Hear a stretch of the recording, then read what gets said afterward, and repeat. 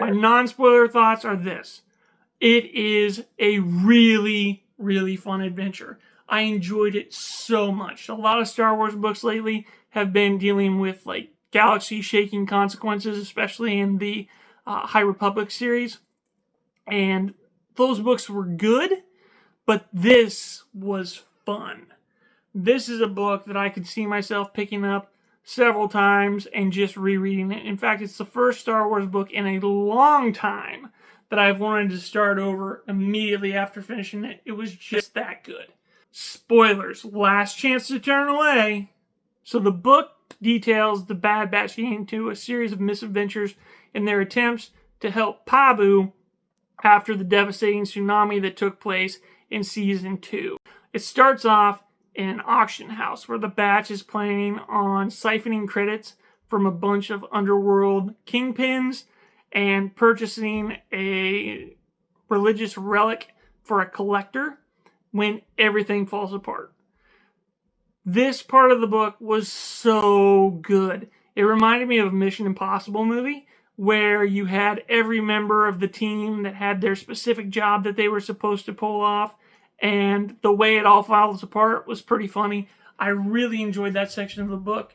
And after this, they get into a lot of hot water because they pick up a passenger who is fleeing from the ISB and is looking for sanctuary.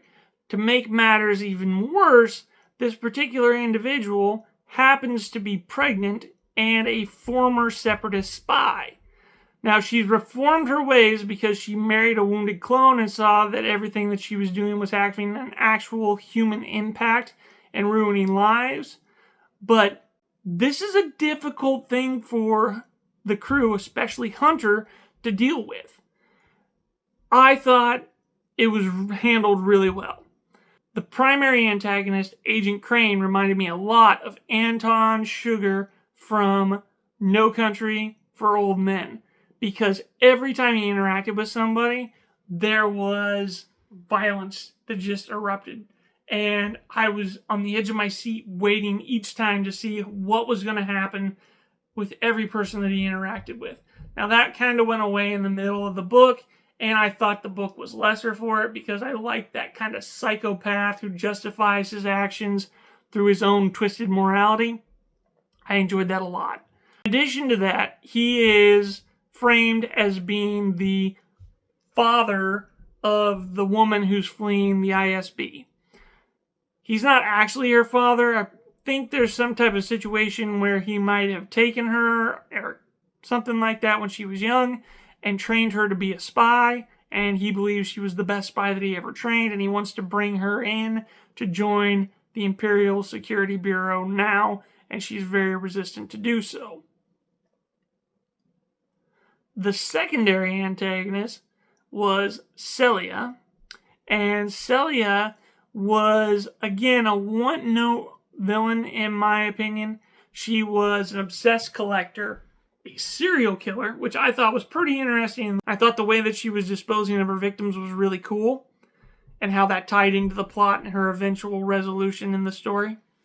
And she thinks of herself as being a god, which was an unusual take, but it made sense given the fact that she's incredibly wealthy and she has connections with the Imperial elite, up to and including Emperor Palpatine, apparently.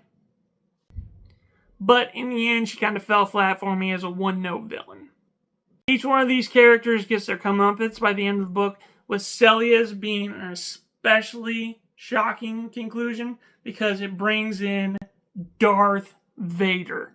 And he does what he does best. He goes through her ship, taking out everybody in his way, and he's going to punish her because she's been digging around and wondering what the Emperor's doing, a secret construction project, and they can't let anybody know what that is. Ooh, there's a really gruesome scene in there too, where her chief bodyguard gets his head cut off by Darth Vader, and we still have it from his point of view where he has a few seconds of consciousness left before he dies. That was an interesting scene that I didn't know would happen in a Star Wars novel, but I was shocked. Each of the batch has a character arc and a standout moment. I'm going to go over those now. Hunter in this book is pretty much Hunter from the television show. He's the leader of the group. He's struggling with giving responsibility to Omega. He's struggling with releasing responsibility to his brothers and taking everything upon his own shoulders. But his story arc was engaging because he went from having an antagonistic relationship with the woman that they were helping to eventually forgiving her. And he makes note of that towards the end of the book, that he's never really had an opportunity to develop a grudge and carry it long enough to see it resolved. So that was a nice point of character growth for Hunter. Now, Wrecker's going to have great moments no matter what. He's an awesome character, lots of fun. He's the big lug with a heart of gold. But his POVs were some of my favorite in the book because we got to see just how good Wrecker was. He's got more depth than he was portrayed with in the series. He's more intelligent than is portrayed in the series as well. And I thought that that was just kind of a nice fleshing out of his character moving forward. So not particularly a standout moment for Wrecker, but just deepening of his character that I really appreciated. Omega was Omega, and that's just all you need to say. She was fantastic. She was empathetic. She was engaging. She was heroic. I just really liked the way that they used her, and they treated her more like an adult than as a child, because she was instrumental in helping save the life of the spy and save the life of the spy's baby, which just really shows how much she's grown over the course of the Bad Batch series. And this novel just kind of puts an exclamation point on that development. But the standout character of this book was Tech. Tech's POV were phenomenal.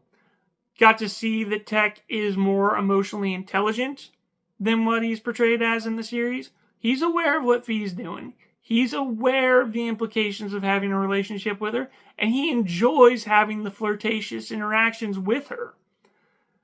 This makes it more tragic when we see Tech die at the end of Season 2. But Tech does have another standout moment in this particular novel, and that is, in my opinion, when he's getting beat up by Celia's chief bodyguard because he's waiting for Fee to go to the cockpit and take over the ship. And he's just getting wailed on by this guy until Fee calms him and tells him that she's taken over. And then it's like a flip of a switch and Tech goes into beast mode. The bodyguard had been taunting Tech that it's not going to be Brain that's going to take the day this time. And Tech is just kind of going along with everything.